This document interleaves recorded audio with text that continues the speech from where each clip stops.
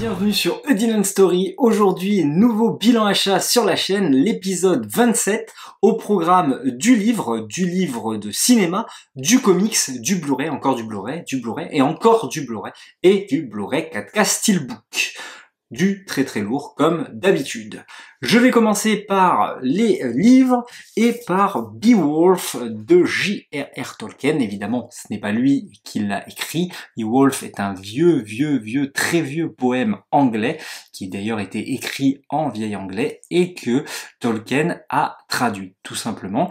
Et donc on y retrouve sa traduction, alors non pas en anglais mais en français puisque c'est traduit de l'anglais par Christine Laferrière. On est sur une édition Christian Bourgeois, comme d'habitude avec Tolkien, mais en format pocket. Et il y a suivi de Selixpel. Selixpel, en fait, c'est le poème de Tolkien qui enlève le côté héroïque le côté gloire plutôt de Beowulf, voilà, tout simplement. Alors, je suis en train de le lire, je découvre du coup Beowulf, et vraiment, c'est passionnant, vraiment, de partir dans cet imaginaire-là. J'ai du mal d'ailleurs à m'arrêter. Il me semble que j'ai bientôt fini le texte. Ce qui est pas mal, c'est qu'après, c'est commenté, donc on revient évidemment sur des passages du texte et on les commente, etc. Donc c'est vraiment complet pour le coup, plus en plus évidemment c'est l'Xpel. Beowulf, c'est j'ai découvert par le biais du film d'animation de Robert Zemeckis.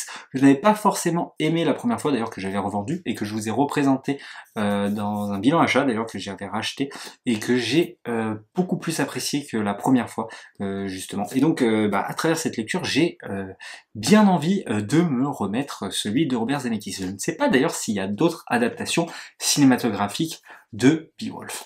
Voilà pour la première adaptation, et on complète évidemment la collection Tolkien tout simplement. Qui d'ailleurs, Tolkien a été inspiré pas mal par ce poème, notamment pour l'univers de Tolkien. On enchaîne ensuite avec Tom Cruise, un livre sur Tom Cruise, de Aurélien Ferranzi. Je suis en train également de le lire. J'ai bien avancé, ça se lit très facilement. C'est des gros chapitres, des grosses lettres, voilà comme ceci, où on revient sur l'intégralité de la carrière de Tom Cruise, où on interroge évidemment la vie privée de Tom Cruise ou non, où on fait des suppositions par rapport à des choix de carrière, etc. et aussi par des rôles faits, comment il les a obtenus, etc. C'est vraiment passionnant, d'autant plus que je me fais l'entièreté de la filmographie de Tom Cruise, et non, Tom Cruise n'est pas seulement un actionneur, il a tourné avec les plus grands réalisateurs, vraiment avec tous, de Scorsese à Coppola, à Kubrick, voilà. Vraiment, Kubrick, ça a été une claque pour moi, la découverte de Eyes Wide Shut. Vraiment, c'est un chef-d'œuvre, le truc, vraiment. Première fois que je dis d'un film de Kubrick que c'est un chef-d'œuvre. Certains vont m'assassiner. Bref, vraiment, voilà. Et puis bon, évidemment, moi, je ne rejette absolument pas les actionneurs de Tom Cruise. Au contraire, je les dévore avec grand plaisir. Je m'étais fait dernièrement la saga Mission Impossible, dont c'est un vrai bonheur. Pas tous, mais en tout cas, certains sont un véritable plaisir, pour le coup, à voir, mais pas que, d'ailleurs, dans l'ensemble, les films d'action de Tom Cruise sont toujours de bonne qualité. J'enchaîne ensuite avec un gros pavé encore une fois. Et oui, hop, effets spéciaux, 2 siècles d'histoire de Pascal Pinto. Voilà, c'est un gros pavé qui revoit du coup les effets spéciaux à travers l'histoire du cinéma, de ce que j'en ai compris. C'est extrêmement documenté, il y a énormément de photos. Donc voilà, je sais pas si c'est un livre qu'on peut encore trouver neuf. En tout cas, moi, je me le suis procuré d'occasion. Mais en tout cas, voilà, ça a l'air juste oufissime. Et je ne l'ai pas encore découvert. Donc voilà, je me le garde pour un petit peu plus tard, parce que je pense celui-ci, quand je vais m'y mettre, je vais le dévorer. Et vraiment, ça revient sur du tout premier effet spéciaux, vraiment à la toute fin. Peut-être le dernier, je sais pas si c'est lequel, Avatar, je ne sais pas quand ce livre est sorti.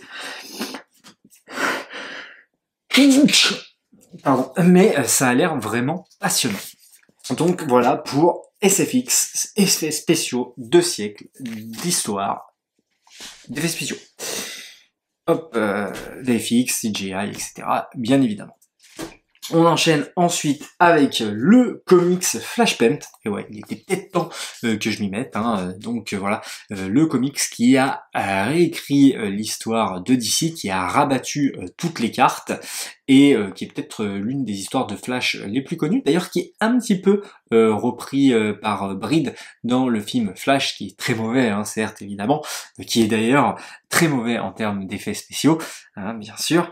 Voilà, voilà. Bon bref, pourquoi je parle de ça alors que dans les mains j'ai l'un des meilleurs comics. Alors attention, je ne l'ai pas lu entièrement, mais je l'ai commencé également. Je l'ai bien avancé et vraiment je pense qu'on est sur un petit bijou. Ne serait-ce qu'en termes de dessin. Bon déjà c'est Jeff Jones. Hein. Jeff Jones c'est quand même un scénariste qui a marqué son temps. Et encore aujourd'hui, et même en termes de dessin, on est vraiment sur de la qualité. Et c'est pas un comics enfin, je sais pas parce que c'est vrai que j'en ai lu pas mal et je suis pas perdu du coup. Mais voilà. En tout cas, par exemple, exemple tout bête, mais par exemple Batman, ce n'est pas Bruce Wayne, mais c'est Thomas Wayne, parce que ce n'est pas Thomas Wayne qui est mort, mais c'est Bruce Wayne. Donc voilà, et donc son père est devenu Batman. Enfin vraiment, c'est génialissime. Et bah voilà, par exemple, pour ne reprendre qu'une scène que vous allez reconnaître de, par exemple, dont The Flash c'est inspiré, c'est quand, par exemple, Flash veut retrouver ses pouvoirs parce qu'il les perd également, et donc il va se servir de l'électricité également. Voilà pour ce petit Flashpoint que j'ai hâte de continuer tout simplement. Et d'ailleurs, il y a aussi toute une histoire avec Aquaman et Wonder Woman, deux peuples qui s'affrontent et qui ont détruit l'Europe. Tout simplement. Bon, voilà. Pour vous mettre un petit peu l'eau à la bouche. Et Cyborg qui recrute des super-héros, mais pas ceux que vous croyez. Voilà, tout simplement.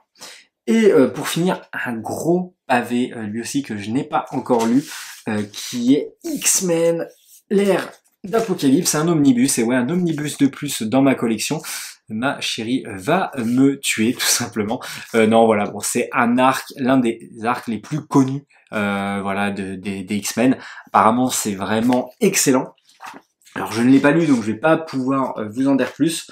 On est vraiment sur des dessins quand même à l'ancienne. Hein. Il est très marqué évidemment de son époque. En tout cas, j'ai vraiment hâte de le découvrir parce que jusque-là, j'avais lu Le Complexe du Messie. Qu'est-ce que j'avais lu d'autre? J'avais lu quelques X-Men, mais j'avais jamais lu un arc aussi gigantesque. Donc j'ai hâte tout simplement de m'y mettre. Ça a déjà été adapté d'ailleurs au cinéma hein, avec X-Men, l'ère d'Apocalypse, je crois qu'il s'appelle. Voilà, qui n'était pas non plus le plus marquant, qui avait quelques qualités, mais beaucoup de défauts malheureusement. Qui passait après en plus deux films de haute qualité avec X-Men le commencement et X-Men Days of Future Past que je trouvais vraiment de haute qualité. Voilà pour ce qu'il en est des livres. On va maintenant passer aux Blu-ray qui sont nombreux et il y a une thématique. Hein, vous avez vu mon petit t-shirt Terminator. Et ben voilà, je me suis procuré un gros lot avec Terminator, Predator et Alien vs Predator. Il n'y avait pas les aliens malheureusement. C'est vrai que j'aurais bien voulu les choper en même temps parce que je ne les ai pas tous dans ma collection. J'ai seulement le premier. Donc j'ai chopé, alors non pas tous les Terminator, mais le dernier se trouvera dans le prochain bilan achat. Voilà, et ça m'a permis, alors non pas de découvrir le premier Terminator que j'avais déjà vu, il n'y a pas si longtemps que ça, que j'ai découvert il y a quoi, 3-4 ans, non plus, ouais si j'avais dû le découvrir il y a quand même 7 ans. Bref, c'est un film que je trouve vraiment génial. Arnold Schwarzenegger dans le rôle, ça lui va vraiment à merveille. James Cameron, bon, en termes de réalisation, ça se pose là. Il y a vraiment un côté horrifique dans ce film. Je trouve qu'on est vraiment limite sur comment ça s'appelle, sur Halloween, avec le mec qui poursuit l'héroïne, etc. Voilà, vraiment, j'ai vraiment adoré ce film et adoré le revoir justement parce que je l'avais pas vu depuis longtemps. Puis c'est super bien fait, hein, franchement. Comment ça s'appelle, les animatronics et tout ça, ça marche du feu de Dieu. Quand la réplique d'Arnold quand il dit je reviendrai et qu'il défonce le comico, enfin non ça marche du feu de Dieu. Et puis quand on découvre le T800, c'est vraiment génial. Sarah Connor, tout ça, enfin bref, pour moi, ça marche du feu de Dieu, tout simplement.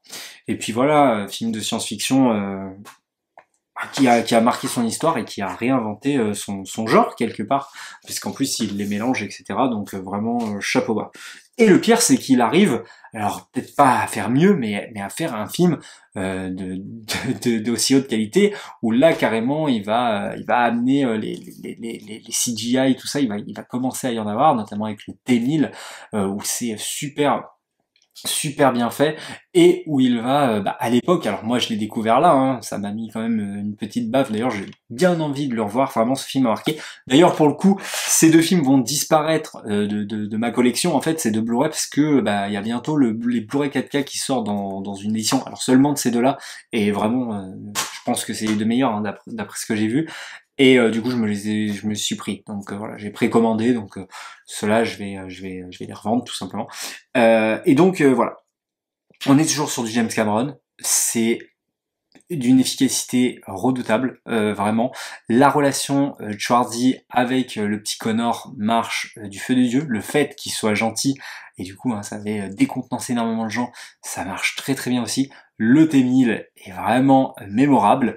Donc voilà, c'est un film, je trouve, qui va à 2000 à l'heure. Pas tout le temps, mais quand même qui vraiment qui ne s'arrête jamais. Et ouais, c'est un petit bonheur. Et ça ne m'étonne pas que ce soit l'un de mes préférés films de mon parrain. Donc voilà. Ça ne m'étonne pas du tout. Terminator 3, le soulèvement des machines, qui est moins aimé, et ben écoutez, moi j'ai apprécié, voilà. C'est pas un chef-d'œuvre, c'est pas un excellent film, c'est juste bien. Franchement, je trouve que ça passe pareil. Pour le coup, lui, beaucoup plus basé sur l'action, ça ne s'arrête jamais, course-poursuite sur course-poursuite, tout ça. Vraiment. Alors évidemment, il y a le côté où il va un petit peu mettre en déroute la fin de celui-ci, parce que pour moi les deux premiers on pourrait s'en contenter, hein. Ça pourrait se finir là-dessus.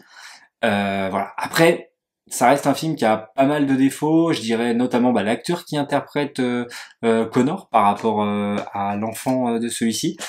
Moi j'ai trouvé ça moyen. Par contre, personnellement, CGI et tout ça, ça m'a vraiment pas dérangé. En fait, c'est plus l'histoire, je trouve, où je suis un petit peu moins pris par les enjeux, et la fin est très très surprenante. Je vais pas la spoiler pour ceux qui voudraient découvrir, on ne sait jamais, ce Terminator qui ne l'aurait pas vu, mais ça reste très très surprenant. Puis c'est très cool de découvrir Schwarzy, enfin de découvrir, de continuer de découvrir Schwarzenegger dans ce rôle.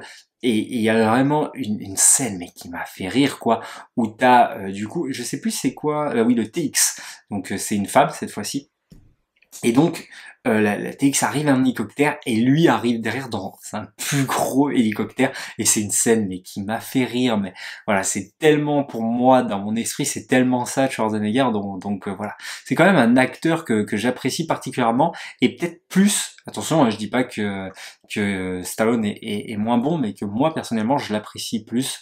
Je m'amuse beaucoup plus devant les films de Schwarzy, et faut dire que j'en ai vu pas mal. Mais par exemple Rambo par contre, le premier j'adore, le reste beaucoup moins, alors que là déjà voilà, les trois films je les revois sans problème, et même celui-là encore une fois, hein, qui est mal aimé, personnellement moi, ça ne m'a pas dérangé. Terminator Renaissance, on enchaîne, malheureusement plus de Schwarzy. On a du Christian Bale et du Sam Worthington, et je vais encore défendre Sam Worthington si je prononce bien. C'est vraiment un acteur que j'apprécie particulièrement, qui d'ailleurs a été, qui a tourné dans ce Terminator-là, peut-être sous l'influence de James Cameron, hein, peut-être qu'il a été pris par lui, puisqu'après il va le prendre pour Avatar, pour jouer évidemment le rôle de Jake Sully, hein, le rôle principal.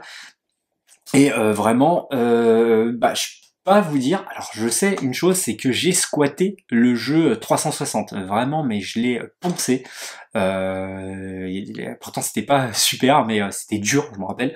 Et donc j'apprécie. Et je l'ai vu il y a pas longtemps. Le pire, c'est que je l'ai déjà oublié, quoi. J'ai déjà tout oublié qu'est-ce qui se passait. Donc c'est pas très très bon signe non plus. Bon, à voir si c'est vraiment bien ou pas. Je ne sais même plus si c'est la suite. En plus, du coup, comme j'avais pas tous les codes, etc., ça se trouve, je ne pitchais pas tout, du coup. Maintenant que j'ai vu notamment le 2 et le 3, c'est vrai que je vais peut-être un peu plus apprécier ce film-ci, donc à voir. Je vais pas non plus trop développer dessus plus. Ensuite, Terminator Genesis que je n'ai pas vu, donc voilà, qui est un mal aimé, hein, il me semble, donc bon, je vais pas en dire plus, avec le retour pour le coup de Schwarzy, donc à voir ce que ça donne dans le film. On enchaîne ensuite avec un petit film horreur, angoisse, assez horrible en termes de gore. Ça s'appelle Eden Lake. C'est réalisé par James Watkins, qui a fait La Dame en Noir, que j'adore particulièrement, avec Daniel Radcliffe, après un de ses premiers rôles, je dirais, après Harry Potter. Il avait notamment fait Horns pour Alexandre Aja, que j'avais beaucoup aimé, qu'on avait vu avec mon ancien coloc, vraiment un film très très appréciable. Et lui, c'est un film que j'avais vu à l'époque chez un cousin en streaming, et qui m'avait marqué vraiment. Et là je suis tombé dessus, et donc je l'ai chopé pareil dans un lot, et j'ai voulu absolument le revoir, et le casting est fabuleux. J'avais complètement oublié. Donc l'actrice principale, Kaylee Riley, on a ensuite Michael Fassbender et le petit jeune gourou de ce groupe là, qui va tous les endoctriner vraiment dans l'enfer. C'est Jack O'Connell. Jack O'Connell quand même, qui depuis a percé quoi. Et donc on est sur un couple qui va tout simplement passer un week-end au bord d'un lac, qui vont camper, etc. Et ils vont rencontrer un groupe de jeunes, un petit groupe de jeunes, voilà, des petits racailles comme on dit, hein, qui vont les embrouiller. Bref, ça s'arrête là, mais le lendemain, ça va partir beaucoup plus loin, où les jeunes vont voler leur voiture, et ça va partir encore plus loin, mais sans spoiler plus, avec une fin assez déconcertante. Donc voilà, je vous invite fortement à voir Eden Lake pour ceux qui ne l'auraient pas vu, et je l'ai revu là, et vraiment ça m'a mis une petite baffe, hein. Franchement, c'est monstrueux comme film, quoi. C'est un film qui te retourne, et encore une fois, le casting est quand même assez foufou. On enchaîne ensuite avec Real Steel, un film avec Hugh Jackman, un film que j'apprécie particulièrement, où pour le coup justement les CGI sont vraiment bien faits, les robots c'est vraiment bluffant, et vraiment je trouve cette histoire très pertinente, elle prend son temps, cette relation père-fils. Donc en fait, Hugh Jackman est un ancien boxeur, mais les boxeurs ont été mis à la retraite par les robots, hein. Les robots, c'est eux qui boxent à leur place maintenant, c'est eux qui ont leurs heures de gloire, et lui c'est un petit peu un raté, voilà, qui veut délaisser son fils, il veut même pas s'en occuper, alors que la mère est décédée, il a nulle part où aller, il veut la laisser chez la sœur, il est prêt à le vendre contre de l'argent, etc. Mais les choses vont faire qu'il va devoir passer un dernier week-end avec lui, enfin peut-être plus, non, tout l'été, pardon, avec lui, c'est ça. Et donc, un lien évidemment entre les deux vont se former à travers une véritable aventure, puisqu'ils vont rencontrer un robot dans une décharge, et ils vont en faire un véritable combattant, voilà, de tous les jours. Un petit peu encore une revisite, hein, de l'Amérique, où on part des bas-fonds et on va se battre pour être le meilleur. Une revisite un petit peu aussi du film Rocky, à travers des robots. Pas sur tous les points évidemment, mais sur le fait que le le gentil va se confronter au plus gros méchant, machin, et ce qui va pouvoir lui tenir tête, etc. Donc un film vraiment très très intéressant, familial, etc., que je vous invite fortement à regarder en famille d'ailleurs, sans problème. Voilà pour Real Steel, et ça a été un véritable plaisir de le revoir, parce que vraiment c'est un film qui passe super bien. On enchaîne ensuite avec du Schwarzy, encore une fois, avec Predator de John McTiernan, hein, Die Hard évidemment, et Schwarzenegger, comme je disais. C'est qui a la musique de ce film? Un film qui a marqué toute une génération, et qui moi m'a laissé un petit peu indifférent quand je l'ai vu sur Disney+ en streaming. Et ouais, là je vais me faire taper dessus. C'est vrai que j'avais vu Prey qui m'a vraiment mis une claque, et pour le coup c'est par le biais de Prey que j'ai découvert Predator. J'avais jamais vu. Et là, pour le coup, pour l'avoir chopé en Blu-ray, je vais quand même lui redonner sa chance. Attention, j'ai pas passé un bon moment, mais je trouvais que c'était moins bien que Prey. Mais après, c'est vrai qu'il faut toujours remettre dans l'ordre du contexte. Prey, quand même, s'inspire de ce qui a déjà été fait par John McTiernan, etc. Mais il est vrai que c'était très bien fait à l'époque, etc. Il faut quand même que je le revoie avant de trancher définitivement, savoir si cette saga va rester dans ma collection ou non. On enchaîne d'ailleurs avec Predator 2. Pour le coup, il y a plus de Schwarzy, mais il y a Danny Glover. Je sais que ça ne se passe plus dans une jungle, mais à Los Angeles, je crois même, carrément. Ouais, c'est ça. Donc à voir ce que ça donne. Ça peut être quand même très très fun. Je ne l'ai pas vu, donc je vais pas plus développer. On enchaîne avec encore un film Predator. C'est Robert Rodriguez, là, carrément, qui le réalise? Non, ça m'étonnerait. Non, c'est juste Robert Rodriguez qui le présente. Et il me semble que dans le rôle principal, il y a notre ami Adrien Brody. Oui, c'est ça. Il y a Adrien Brody, il y a Laurence Fassbender aussi. Ok. Il y a du beau monde, il y a du lourd. Donc pareil, il y a une suite qui a été faite des années après. Je ne sais même pas si c'est une suite ou un remake. Mais en tout cas, j'ai hâte de voir ça. Alors j'ai pas The Predator, je crois. Le dernier qui est sorti, c'est The Predator, il me semble, ouais. Et je l'ai pas chopé. Pour le coup, c'est pas encore fini dans les Predators, puisque on a Alien versus Predator. Alors lui, je l'avais déjà en DVD, il va juste remplacer mon DVD. Bah vraiment, ça c'est fun. Vraiment, c'est très très fun. Alors c'est débile à souhait, hein, attention. Mais pour le coup, si vraiment en termes de gore, ça se passe dans une pyramide, etc. Affrontement alien, prédateur, etc. Ça marche du feu de Dieu avec des humains mis au milieu qui se font mais défoncer dans tous les sens, qui prennent vraiment cher. Voilà, c'est bon, c'est voilà, c'est gore et c'est quand même assez particulier pour le coup. Et du coup, pour finir dans Alien et Predator, il y a le Requiem que je n'ai jamais vu et qui pour le coup n'a pas l'air de se passer dans une pyramide mais dans une ville. Oui, dans une petite ville du Colorado, carrément. Donc, ok, bah pourquoi pas, à voir ce que se donne Aliens, d'accord, versus Predator, Requiem, donc à voir. Mais parce que il y a pas, et je crois qu'il y a une histoire qu'il y a un seul alien dans celui-ci versus plusieurs Predators, il me semble. Il me semble qu'il y a une histoire comme ça, ou alors c'est l'inverse. Je me rappelle pas assez, mais en tout cas, je sais que j'avais passé un bon moment. Voilà. Bon, en tout cas, je vais tous les revoir de toute manière, et puis bah, lui, je vais pouvoir le découvrir par la même occasion. Voilà pour ce qu'il en est de ces films, mais c'est pas fini puisqu'il y a une dernière chose. On a un magnifique steelbook reçu à la fin du mois de juin. J'ai hésité de le mettre pour juillet, mais écoutez, vu qu'on est dans la thématique en plus Jurassic Park ces derniers temps, avec la sortie de Jurassic World Renaissance, bah, ils en ont profité pour faire une nouvelle édition des steelbooks. Alors je ne sais pas si les 4K ont été revisités par rapport à la sortie précédente ou non. Il est vrai que moi je ne possédais que le deuxième opus. Je ne sais pas ce que j'ai avec les deux, parce que c'est pareil pour la saga Jurassic World, je n'ai que Fallen Kingdom, comme c'est un film de Bayona, que bon, voilà, j'apprécie pour sa réalisation par moment, plus que par son scénario évidemment. Et donc pareil, le 2 c'est vraiment, en fait, moi j'ai découvert Jurassic Park par le biais du deuxième opus, en fait, avec le personnage de Malcolm, etc. Donc c'est pour ça, donc Jeff Goldblum. C'est pour ça que je n'ai que ce dernier, c'est pas pour ça que j'apprécie pas le premier, mais c'est juste que j'ai jamais eu l'occasion de me dire tiens, est-ce que je me le procure, surtout qu'il passe régulièrement, qu'il a été souvent disponible sur les plateformes de streaming, et il passe régulièrement à la télé. Et donc là, c'était vraiment l'occasion, je me suis dit allez, je me l'ai fait, surtout qu'en plus le 3, je l'ai pas beaucoup vu, donc pas trop de souvenirs, et donc ça va être un véritable plaisir de le redécouvrir, et puis de redécouvrir ces films en 4K, j'espère que c'est des bons portages 4K, donc voilà, je pense que quand même ça doit être de qualité. Et puis bah je trouve vraiment le steelbook vraiment joli avec tous ces dinosaures différents sur la jaquette, et hop, l'entrée du Future Park juste derrière.